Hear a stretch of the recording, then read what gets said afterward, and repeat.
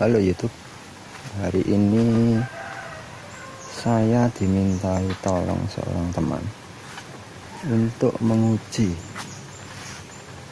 larutan-larutan limbah dari hasil pengolahan limbah elektronik waste. Apakah di dalam limbah-limbah ini masih terdapat logam? Dulu logam cairan ini sudah diambil emasnya, peraknya, dengan cara sistem asam pakai NO3, dan ada juga yang pakai sistem aqua regia. Karena sistem pengendapan peraknya dulu hanya menggunakan garam, dan emasnya hanya menggunakan SMP, saya yakin di dalam larutan ini masih terdapat sisa-sisa logam yang bisa diambil. Permasalahannya adalah bagaimana cara paling mudah dan paling murah untuk mengendapkan sisa logam yang ada di sini. Itu saya akan menggunakan cara lama, yaitu dengan menggunakan karbit. Murah dan hasilnya cepat. Oke, untuk mempersingkat waktu, saya akan mencoba menuangkan dahulu 1 ember hanya untuk menguji. Semoga masih ada logam yang ada di dalam sini. Ini karena lama sudah tidak diurus, ada daun-daun bambu yang masuk ke dalam ember itu nanti akan saya saring, saya pindahkan ke ember yang sebelah ini. Oke, saya saring dulu ya. Ini video saya matikan dulu karena tangan saya harus bekerja. Oke, saya saring dulu. Oke, ini sudah saya saring dan daun bambunya sudah tertinggal di dalam saringan. Tidak saya ambil semua karena di sana masih ada endapan, apa itu saya tidak tahu. Tapi karena ini limbah dari elektro, itu biasanya endapan itu adalah sejenis dari tin klorid atau disebut itu timah klorida. Timah itu apabila dilarutkan dengan HNO3, itu ketika panas dia akan larut, tapi begitu dingin dia akan mengendap membentuk sebuah endapan putih seperti perak klorida, tapi itu hampir bisa dipastikan timah. Tapi bisa jadi mungkin masih ada sisa-sisa perak klorida yang ada di sini. Itu nanti akan kita bahas di lain video, bagaimana cara merubah perak klorida itu menjadi perak logam. Tetap ikuti saja video dari saya. Oke, sekarang ini sudah saya saring dan airnya sudah bening, itu biru. Saya tidak tahu logam apa yang ada di sini, nanti akan saya coba pakai karbit saja.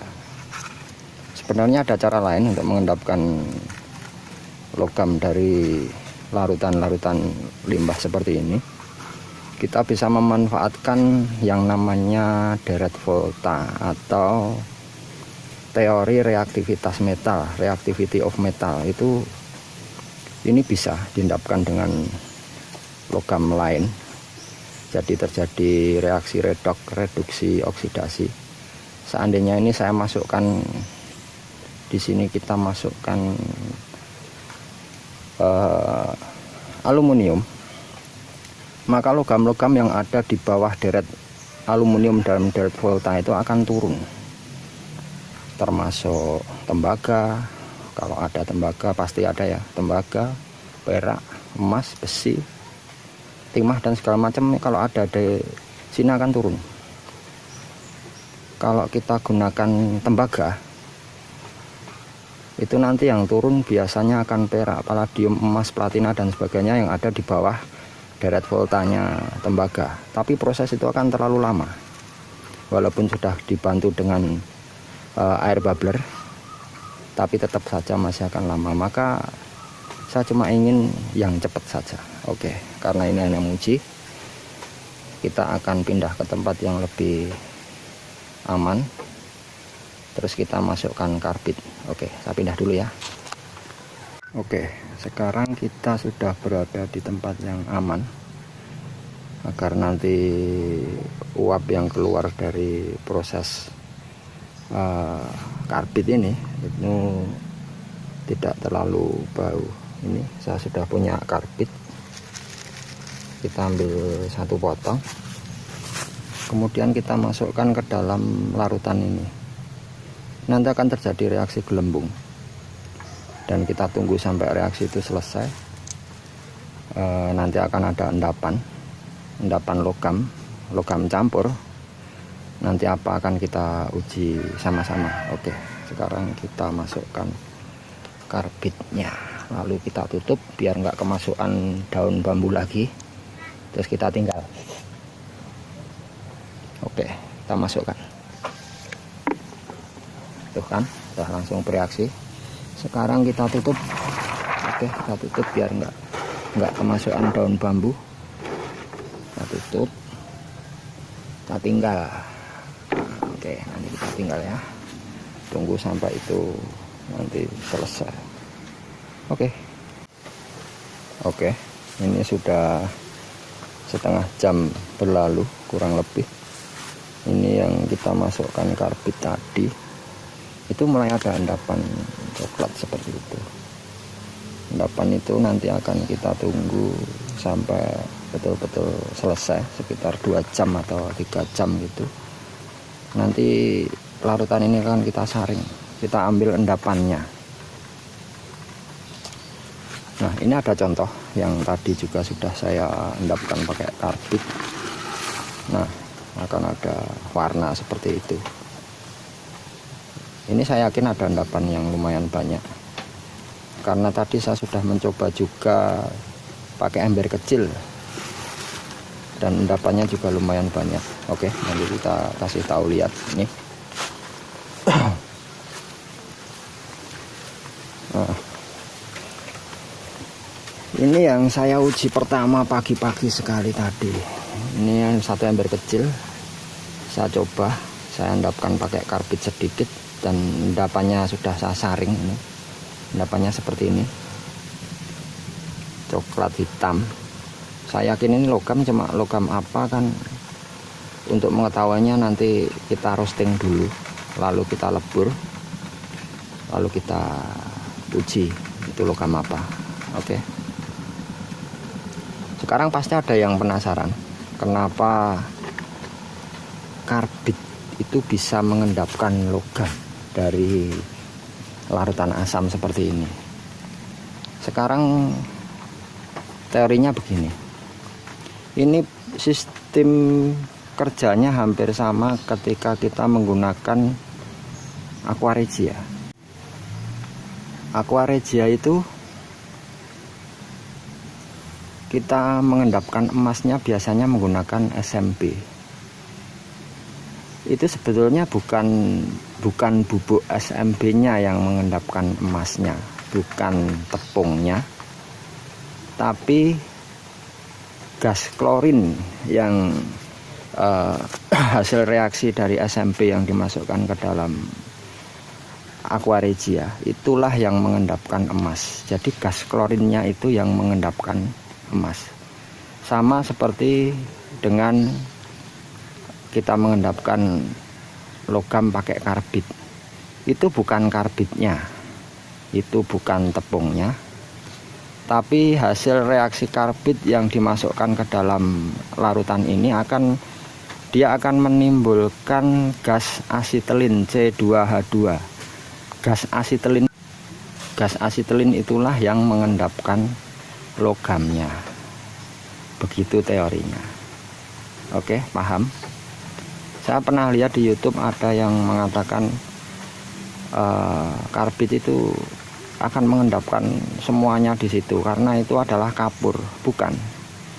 Yang mengendapkan itu bukan kapurnya, tapi gas C2H2-nya itu yang mengendapkan logam yang ada di sini.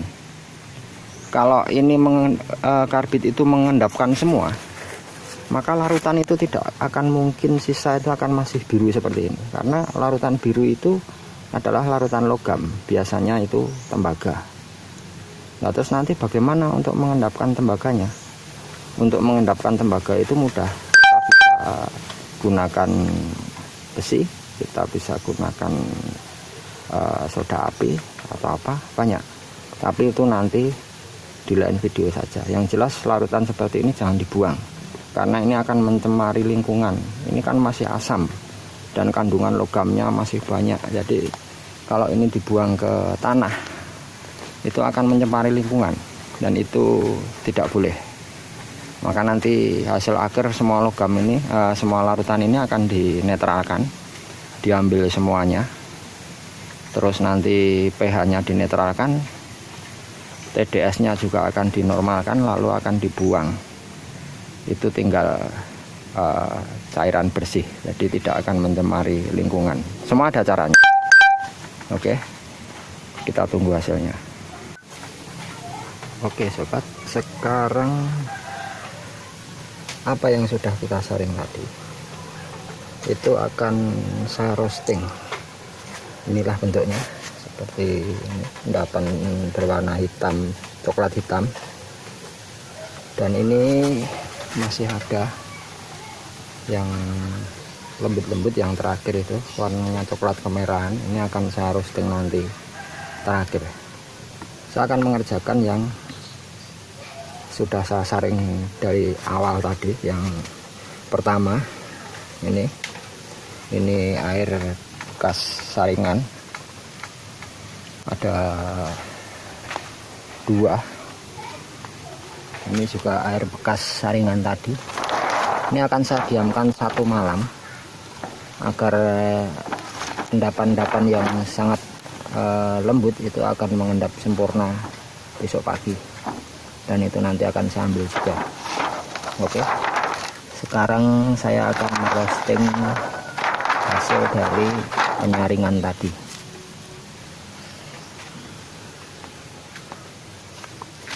Saya hanya akan menggunakan kompor, tidak menggunakan tungku besar, karena ini sifatnya hanya untuk mengeringkan.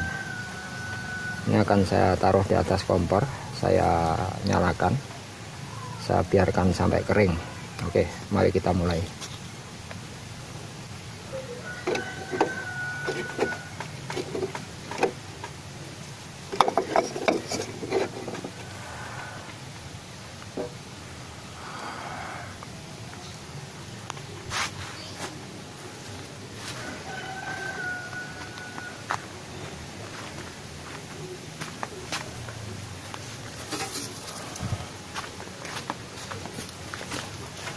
Saya kasih tutup biar nggak kena angin. Nah, susah juga ya.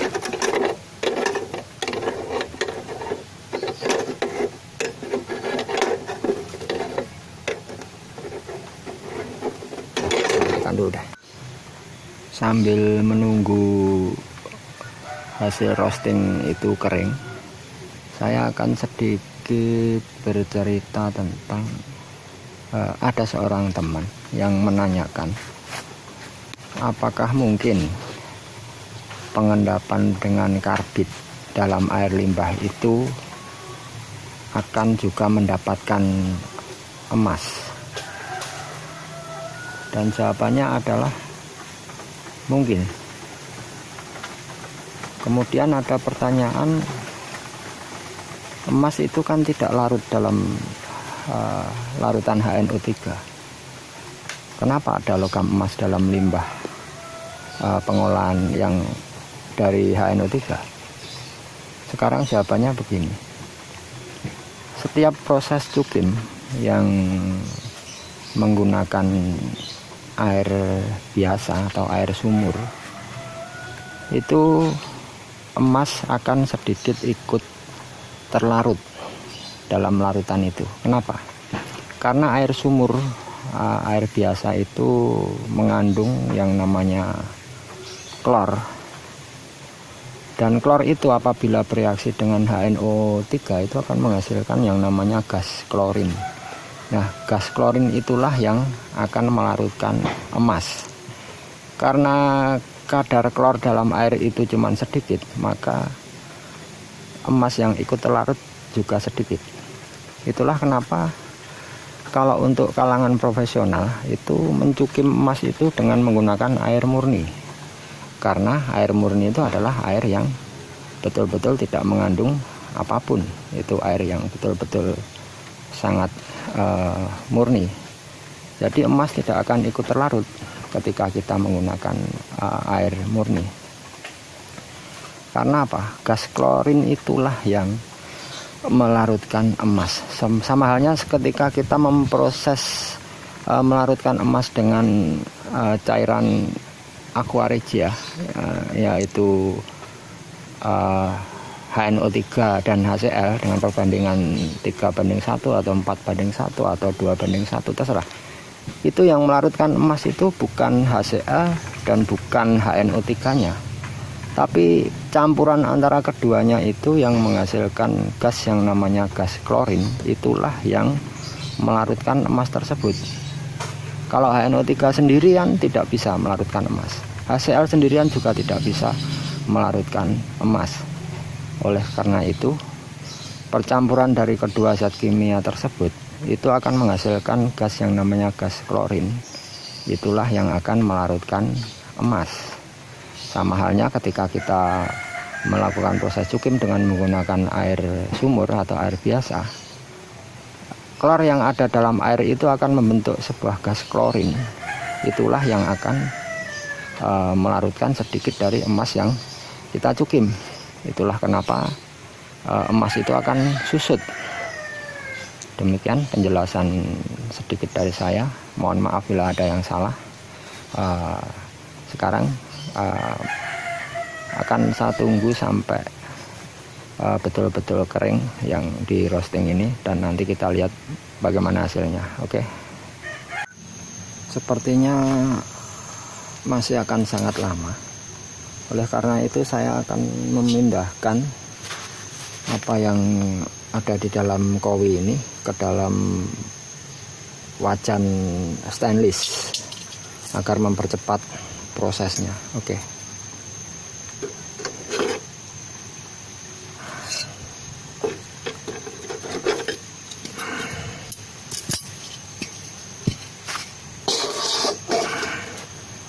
Nanti akan mempercepat proses dari roasting itu. Oke, tuangkan ke sini. Udah. Sekarang kita tunggu sampai betul-betul kering. Kenapa harus kering? Karena itu nanti akan memudahkan pada saat proses peleburan. Kita campurkan dengan fluk seperti borak atau soda abu. Itu nanti kalau ini sudah betul-betul kering itu akan mudah menyampurnya, dan proses peleburannya juga akan lebih mudah. Oke, kita tunggu sampai kering betul. Kenapa ini saya ganti dengan wajan stainless? Karena tadi dengan menggunakan kowi ini itu lama sekali, udah hampir setengah jam juga belum kering. Mungkin api dari kompornya cuma yang kurang besar, atau mungkin kowinya ini terlalu tebal. Akhirnya saya putuskan untuk memindahnya ke dalam wajan stainless. Oke, sekarang kita tunggu. Iya, sekarang kita lihat bagaimana hasilnya setelah sudah hampir setengah jam kita roasting di sini. Sudah menjadi arang, sebagian sudah menjadi abu. Ini kertas-kertas saringnya tadi kita ratakan biar sempurna menjadi abu kertasnya. Sebenarnya begini saja sudah bisa dilebur. Nanti dikasih borak dan sedikit soda abu untuk biar encer. Ini udah bisa dilebur, tapi Coba ditunggu sebentar lagi, 5 menit lagi. Udah rata. Itu ada apa itu, coklat-coklat itu. Tapi dalam ini juga terdapat kapur, karena pada saat pengendapan dengan karbit yang bercampur dengan air itu akan menghasilkan kapur, air, dan gas asetilin. Makanya ini ada kapurnya karena ini hasil dari karbit itu. Tapi nanti ketika proses dilebur itu dia sudah akan kapur itu akan menjadi slak, jadi dia nggak akan ikut jadi logam karena kapur tidak bisa menjadi logam. Oke, kita tunggu 5 menit lagi. Setelah itu saya akan merosting yang terakhir tadi, yang merah itu. Oke, ini saya tutup, tunggu 5 menit. Sekaligus saya mau menyiapkan yang satu tadi, itu sekalian nanti akan saya roasting sampai selesai. Udah. Oke, ini nanti akan saya roasting begitu kalau yang satu ini udah selesai. Oke. Sepertinya sudah selesai, kita lihat ya, sudah menjadi abu. Sekarang saya akan memindahkan bubuk ini ke dalam kowi, lalu wajannya akan saya gunakan untuk merosting yang satunya lagi. Oke, pindahkan ke kowi.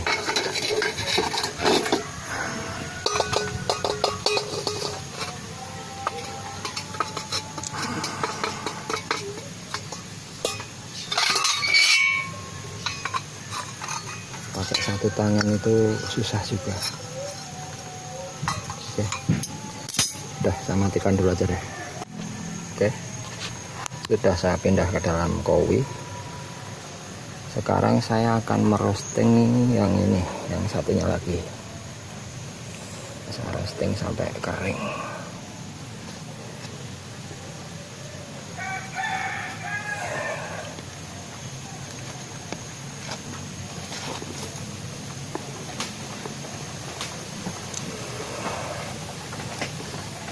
Mungkin nanti akan butuh waktu sekitar kurang lebih setengah jam untuk merosting ini. Oke, saya masukkan ke dalam wajan, kemudian saya tutup dan ditinggal. Tinggal dulu. Oke, untuk menghemat waktu, ini adalah hasil dari roastingan tadi. Akan saya tambahkan borak atau pijer. Ini borak, kita aduk rata.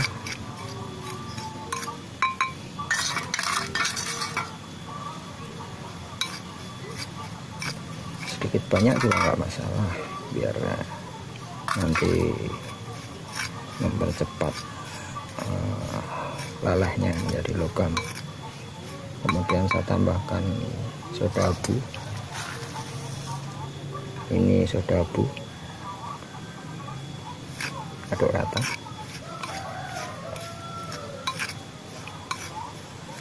Tambahkan soda abu lagi, jangan terlalu banyak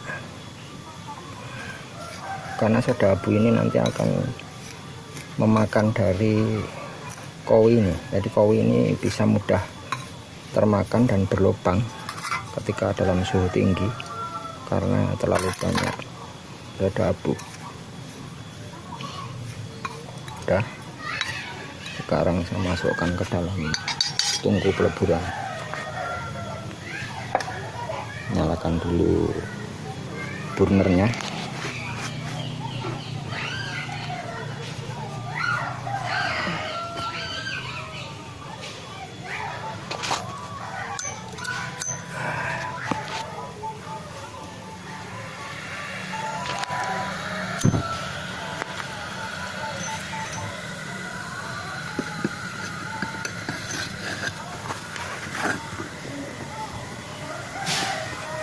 masukkan ini dalam tungku.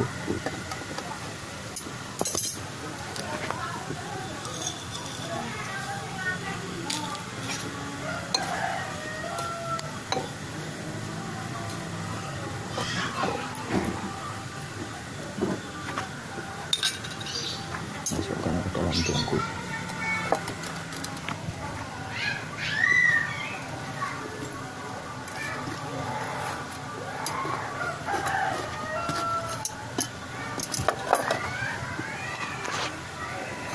Tutup. Oke, sekarang kita rebus. Semoga nanti keluar logamnya ya. Besarkan apinya.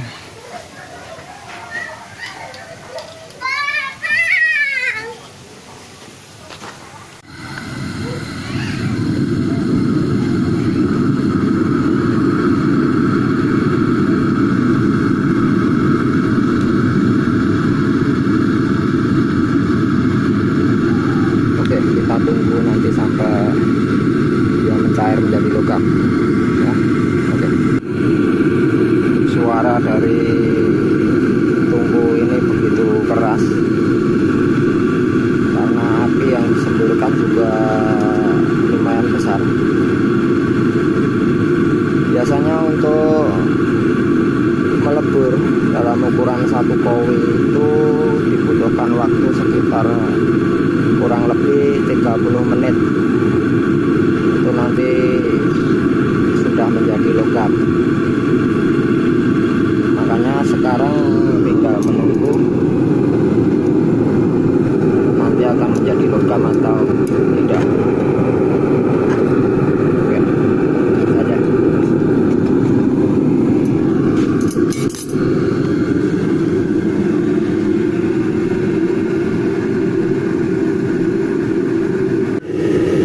Oke, ini sudah 20 menit. Kita lihat kondisinya seperti apa. Wow, sepertinya sudah mencair. Kita keluarkan.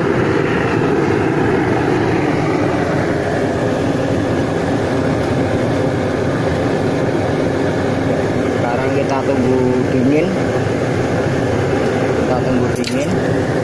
Terus kita lihat ada logamnya atau tidak. Panas ya. Oke, kita matikan gasnya. Kita matikan dulu ya.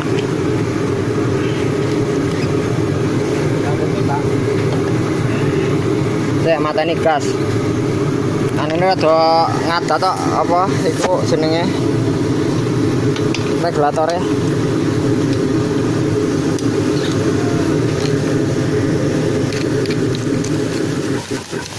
Udah mati. Sip. Oke. Nih. Tuh. Apa nih? Ora ngene wae ben adem ditonton kok nek logame apa ora. Oh ya hasil kok karbitan ki mau. Tungkune sampai merah. Ya.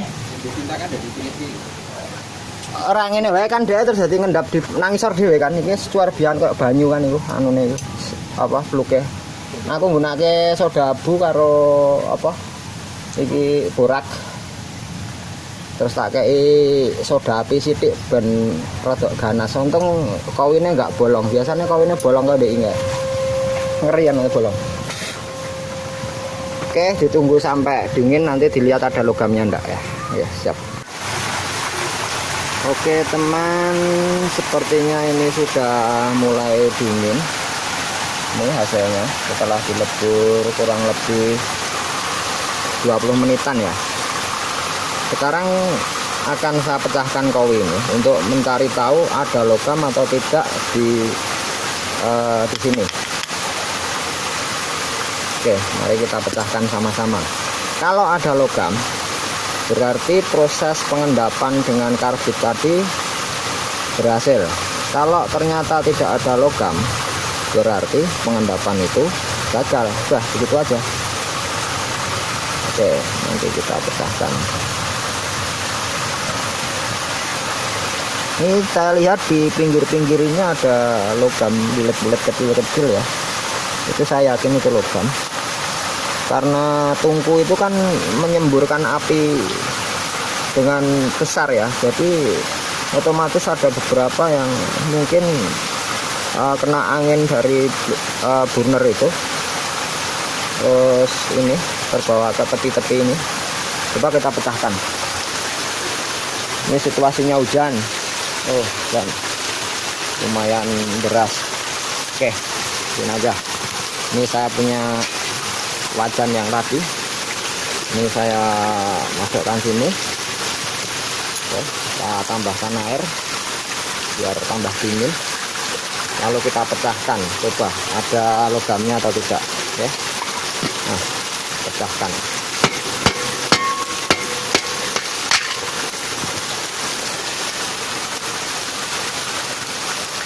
Cari ada logamnya enggak.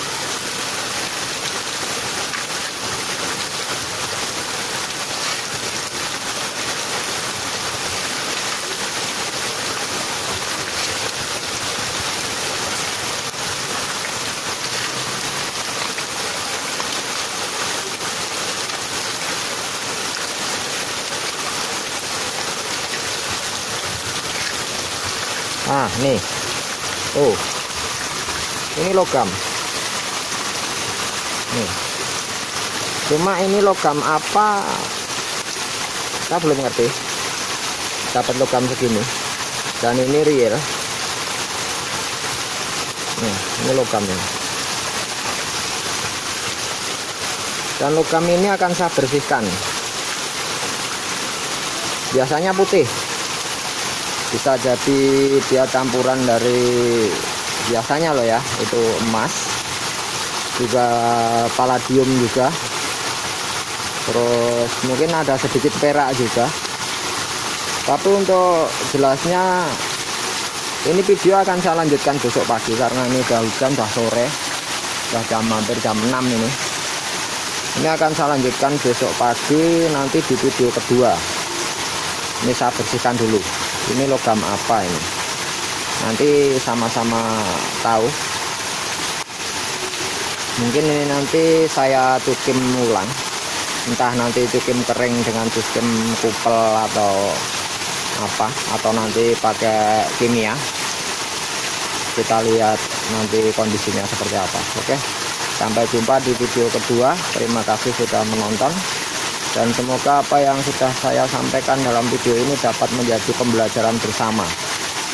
Bagaimana cara mengambil sisa logam dari limbah cukiman. Oke, terima kasih.